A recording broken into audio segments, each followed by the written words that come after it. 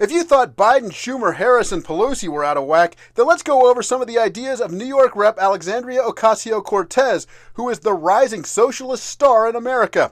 Ladies and gentlemen, it's time for A.O.C. LOON.A.C. Today we look at her stance on President Joe Biden's infrastructure plan. I propose the American Jobs Plan, a once-in-a-generation investment in America itself. This is the largest jobs plan since World War II. It sure is large, $2.25 trillion large. It also very loosely defines the term infrastructure. And yes, there was even a Democrat who said the Supreme Court was infrastructure. But AOC thinks more needs to be done.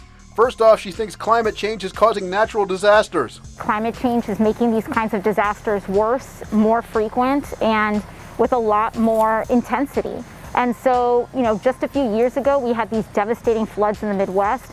We've been hit in New York with Hurricane Sandy. We had Harvey here in Houston, and now we have fires in California, freezes. So we need this loosely defined thing called infrastructure. We can invest in infrastructure, and by the way, make sure that low income and communities of color and white working class communities aren't left behind. And oh yes, we need the Green New Deal. That's what they've been getting at. And frankly, that is what the Green New Deal is all about. It's about really putting people to work. Now there's another belief she has about her infrastructure that you might want to know about. She thinks that massive $2.25 trillion price tag on the American Jobs Plan needs to have some more added to it. In a March tweet, she said, "This is not nearly enough.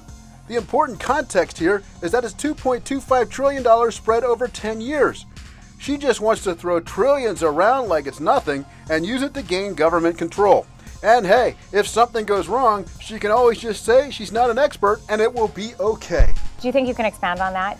Yeah, I think I'd also I am not the expert on geopolitics on this issue.